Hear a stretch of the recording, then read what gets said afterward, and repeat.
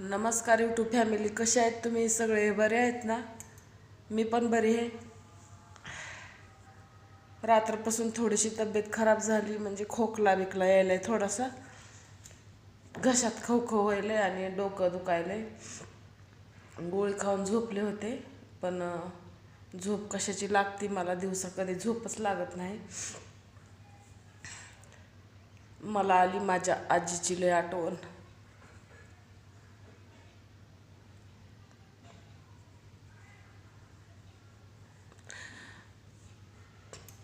माझ्या आईची माझी आजी म्हणजे माझ्या आईची आई.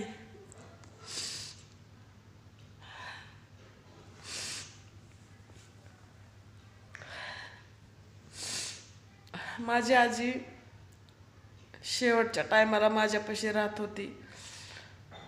मला तिची अशी आठवण आली की एवढी मर्जीची होती ना ती. तिला चहा पिऊ वाटला तरी कधी म्हणत नव्हती मला चहा करा म्हणून. आपला जेव्हा चहाचा टाईम होईल तेव्हा चहा प्यायची, उगाच दारात बसून राहायची. तिला इतकं अपराध्यासारखं वाटायचं की आपण पाहुण्याच्या घरी आहोत म्हणून. उठायला बसायला येत नव्हतं. माझ्या पोरी तिला काहीच काम करू देत नव्हत्या, पण चहा जरी पिली तर उठायची आणि दारात जाऊन बसायची. लेकरायला म्हणायची, दे माहिती चहाचे भांडे आणून मी घासते.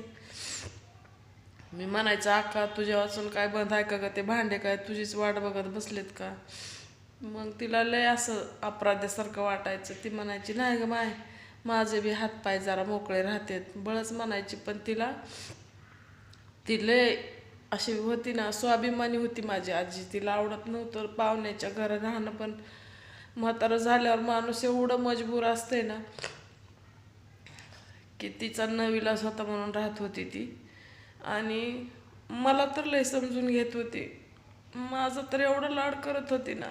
भले तिचं काय पैशा पाण्याचं नव्हती करू शकत, पण मला इतकं प्रेम करायची, इतकी माझी माया करायची, इतका जीव लावायची ना मला, माझ्या आईपेक्षा जास्त. माझी आजी मला समजून घ्यायची. मला तिची आज लय आठवण आली.